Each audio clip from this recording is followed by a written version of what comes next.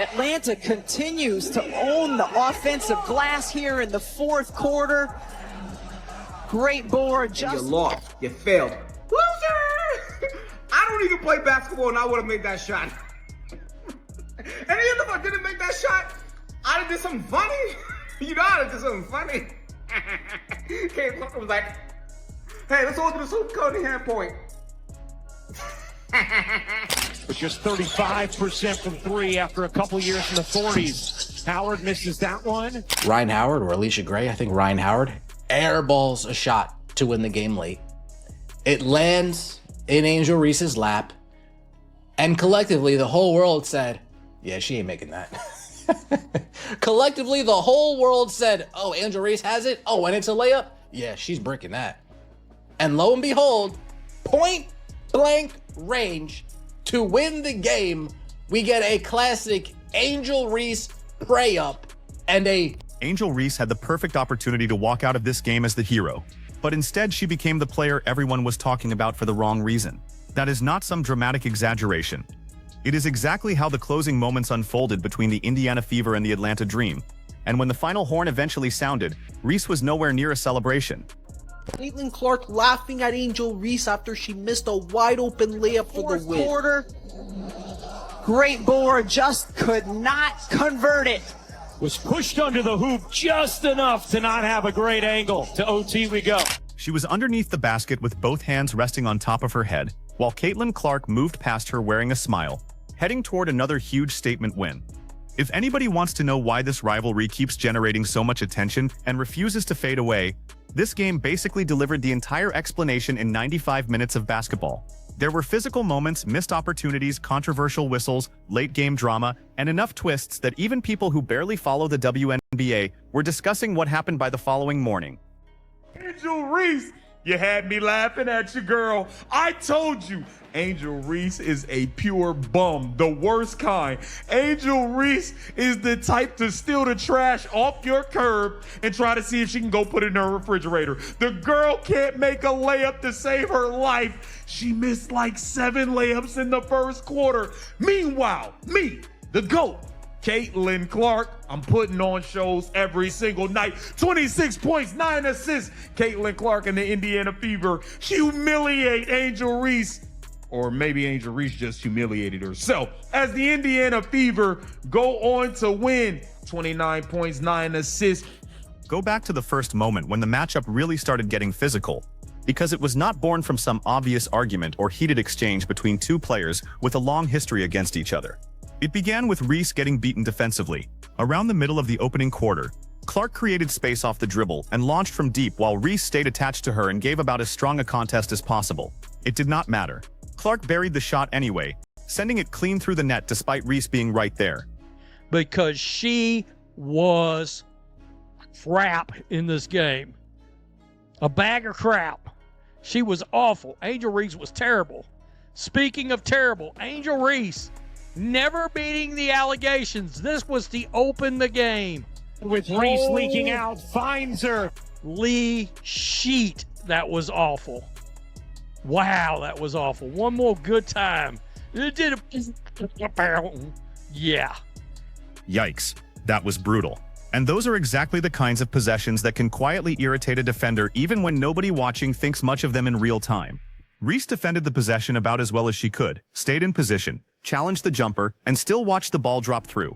For someone like Reese, whose identity is built around physical defense, energy, and making opponents uncomfortable, watching Clark score directly over her strongest contest probably did not feel particularly good. Caitlin Clark laughing at Angel Reese for missing the game-winning layup. Helen Keller could have made the layup. It was the fucking second layup that she missed. She missed a wide open drive in the first quarter, and then she misses the game-winning layup. And then, of course, we have the halftime crew just glazing Angel Reese, making it seem like she's a better player than Kelsey Mitchell, making it seem like she's a better player than Caitlin Clark. And Angel Reese with the total brick of a three-pointer. No wonder why they left her wide open, misses the layup. And look of disappointment on both her coach and teammates' face when she missed the game-winning layup. At least Angel was honest at halftime with Holly. I was a little bit impressed by that, where she was like, hey, I am playing like shit right now. I really got to step it up. I will say she is good on defense. She's always good on defense. She's a rebound machine, but she shouldn't shoot the ball so much. This photo just like needs to be... Then only a handful of possessions later, Rhyne Howard missed a shot and Reese and Clark both attacked the loose ball underneath the rim. That was when things escalated. Instead of simply battling for rebounding position with normal body contact, Reese brought her forearm into Clark's neck while trying to keep her away from the basketball. This was not two players accidentally crashing into each other while jumping or ordinary incidental contact during a rebound. The contact went high around Clark's neck area, exactly the type of play that normally gets attention from officials in almost any basketball game. And there was no excuse about the action being hidden in a crowd of players or happening somewhere officials could not see clearly. It took place directly beneath the basket with two referees positioned nearby, while multiple television angles captured exactly what happened. In the 40s, Howard misses that one, out of bounds, and it will be Indiana basketball. 4:10 to go in the first, and the Fever lead by 2. So let's go to Angel Reese clocking Caitlin Clark right in the throat hole. With just 35. Right here, you're going to watch. There she gets her in the neck, and there she gets her in the throat. Yeah. What are we doing? Clark immediately looked toward the referees with her arms extended, clearly wanting a whistle after taking contact around the neck while fighting for possession. From the television angle, the contact looked obvious, yet the officials allowed play to continue. There was no immediate foul, no stoppage, and no review. Reese avoided any punishment on the possession and simply turned around and continued playing. She did not even appear concerned that a delayed whistle might be coming, jogging back toward the other end of the floor as casually as if she had just completed an ordinary rebound. Look at how she hit Caitlin on the neck. Look, watch this. First time, look, second time. Bro, like, what are we doing? And then the refs act like they didn't see it. Like, bro, the refs in Atlanta got... Social media reacted almost instantly, and Reese took plenty of criticism. Videos of the contact began circulating online within minutes and accumulated huge numbers of views before halftime had even finished. Even fans who usually claim they have no interest in choosing sides between Reese and Clark were struggling to explain away what they had watched. Some argued that Reese relies too heavily on grabbing and physical contact when positioning does not go her way. Others connected the sequence to what happened only minutes earlier, when Clark knocked down the deep jumper despite Reese giving her an excellent contest, making the later physical play appear to them like frustration spilling over. Nobody watching can know exactly what Reese was thinking in that moment, but the same style fans have associated with her in these matchups showed up again. Aggressive, extremely physical, and constantly hovering close to the line separating hard basketball from unnecessary contact. Yo, Caitlin Clark is ridiculous, man, and in my opinion, she's the MVP right now. I mean, this performance by her was just insane, and look at this three right away in Angel Reese's face. The switch on Reese will fire. Hey! It's really obvious that But there is a major problem with playing that way. The physical edge only matters if it helps you win. On this particular night, it did almost nothing for Reese offensively. She spent much of the opening half searching for any sort of rhythm around the basket, repeatedly missing attempts in the paint that she would normally expect herself to finish. Reese opened the night 0 for 6 and eventually ended up shooting 5 for 16 from the floor. A difficult performance for someone whose effectiveness comes largely from controlling the glass and scoring close to the rim. She still contributed elsewhere, battling for 14 rebounds and handing out 6 assists, so this was not a case where she completely vanished from the game. But all that intensity and physicality never developed into consistent scoring. Meanwhile, Clark looked completely unfazed and continued doing exactly what Indiana needed from her. Let's break. She sucks from 3. Boom, whoa. Angel Reese on a layup. Can't score it. She stinks. Look at all these layups missed. The girl is awful. The girl is garbage. Here she comes. I'm going full court. Hey, boom, get that out of here. She sucks. Here comes Angel Reese coming down the lane again. Uh-oh, spinning and missing another layup. It's missing another layup. Here we go. She's looking for fouls. Here we go, down low. Uh-oh, I'm spinning. I'm missing another layup. The girl is horrible. The girl is terrible at the game. Here we come, coming down the lane. Here we go. I lost it out of bounds. Down low again, another layup opportunity. And she missed it. She's terrible. Here we go for 3. Clank. Here we go. Game on the line. Uh-oh, I can win it. Smoke the layup. Then Nas Hillman follows up and smokes the layup. I mean, you starting to rub off on the other people. Jump ahead to the fourth quarter, and suddenly the game had transformed into a complete fight to the finish. Alicia Gray was having one of the best scoring performances of her career for Atlanta, eventually reaching a career-high 32 points, and the dream refused to disappear regardless of how many times Indiana threatened to create separation. Then the score reached 81-8, with regulation nearly finished. Ryan Howard attempted a three that struck the front of the rim and bounced away. Reese fought through heavy traffic with Aaliyah Boston putting pressure on her from behind and somehow secured the offensive rebound. Everything Reese had been battling for all night had suddenly created the exact opportunity she wanted. The game was tied, the clock was nearly gone, she had the ball near the rim, and one clean finish could completely change how the entire night would be remembered. 5 seconds. Howard launches. Missed it badly. Reese the putback. Won't go. Hillman. No. And we have... But she did not convert it. With Boston applying pressure and leaving almost no room to operate, Reese attempted the putback and left it painfully short, failing to even reach the front rim with only about 3 seconds remaining. The basketball came loose once more, and Naz Hillman desperately tried to rescue Atlanta with another quick attempt, but Boston recovered and swatted that shot away as well. Atlanta received 2 opportunities right around the basket with a chance to beat Indiana before overtime, and neither one dropped. After spending the entire night fighting, pushing, battling for position, and trying to create extra possessions, Reese finally received the exact chance all that physical effort was supposed to produce. Yet when the game was sitting directly in front of her waiting to be won, she could not complete the finish. Did y'all see that game? That was the greatest thing I've ever seen in my entire life. Oh, and it couldn't have happened to a nicer individual. Angel Reese, probably the most despised person in the history of all sports, couldn't get a layup in. She tried the first time, couldn't get it. She tried the second time, couldn't get it. Even her teammates were like, come on, man. The third time at that point, the Indiana Fever just backed off. They're like, nah, come on, girl. I mean, we feel bad. Go ahead. She's like, I'm Jordan. No, I'm not. Meanwhile, mother freaking King Clark was laughing at her. She was like, the camera caught it. They even had to do a double take. She did the moonwalk. She was like, beat it. Then came the image that spread everywhere online. Reese remained near the basket looking stunned after the missed opportunity while teammates gathered around her, and the broadcast camera shifted toward Clark as she walked back toward the Indiana bench. Clark was smiling, and it looked like more than some tiny relieved grin. She appeared to laugh after seeing how the final sequence unfolded.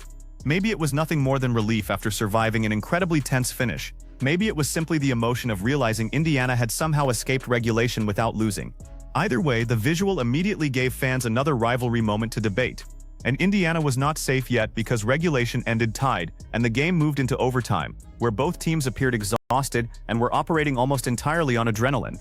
3 free throws here for Ryan Howard is going to resuscitate this game for Atlanta, but Indiana will immediately challenge it. Let's see.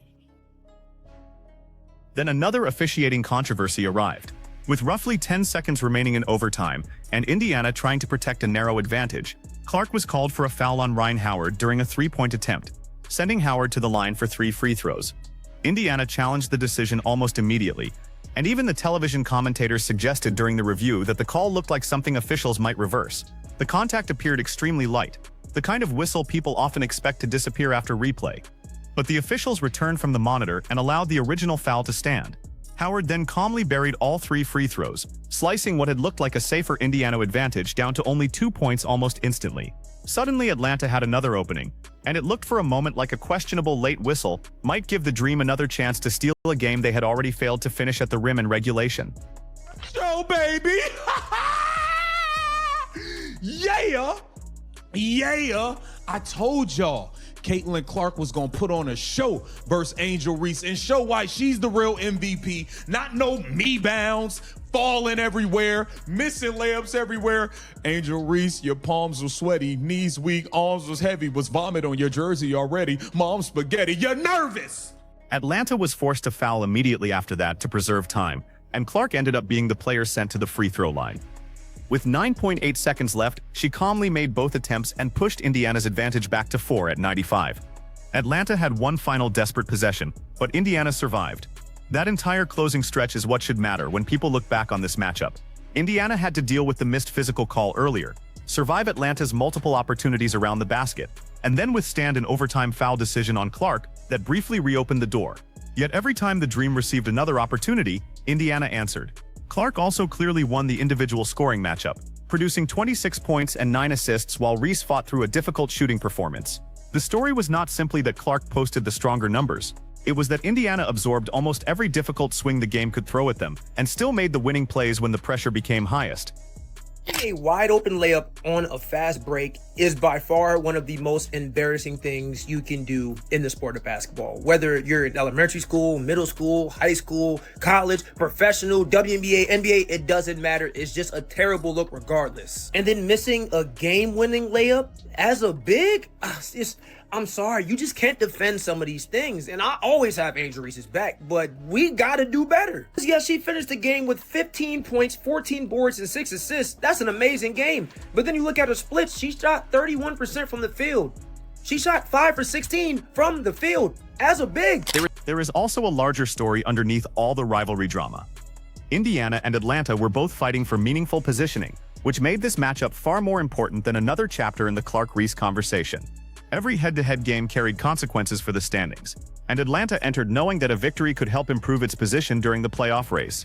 Instead, the Dream left having wasted an enormous opportunity late in regulation, while Indiana continued a strong stretch in which it had won most of its recent games. When you combine those standings implications with the level of physical punishment these teams keep delivering whenever they meet, it becomes much easier to understand why the game felt significantly bigger than an ordinary regular season matchup. Shoots it, airballs it, right into Angel Reese's lap. And you know what everybody said? Collectively, ain't no fucking way. Ain't no fucking, bricked it. Point blank, with a chance to win the game, bricks it. This is something we see from Angel Reese every single game, Brick City. Earlier in the game, we saw Angel Reese matched up against Caitlin Clark on a screen. Caitlin Clark sees Angel Reese. Oh, this is easy. Step back. Hold up. Easy money. And for Reese, this defeat hurts for reasons that extend far beyond one inefficient shooting line. She received exactly the type of moment star players dream about, an offensive rebound in a tied game with only seconds remaining, the basketball sitting in her hands near the rim with a chance to create a defining rivalry highlight. One finish could have turned her into the player who imposed her physical presence all night and then delivered the game winner when Atlanta needed it most. Instead, she came away as the player who battled her way into perfect position but could not complete the final play. Clark, meanwhile, dealt with the earlier contact around her neck without receiving the whistle she wanted and continued playing through a rivalry that has been surrounded by physical confrontations and controversy since these two arrived in the league. Ultimately, all the pushing, whistles, replay reviews, social media arguments, and rivalry noise mattered less than what happened beside the basket in the biggest moment of the game, because when the opportunity finally arrived, Reese came up short when it mattered the most.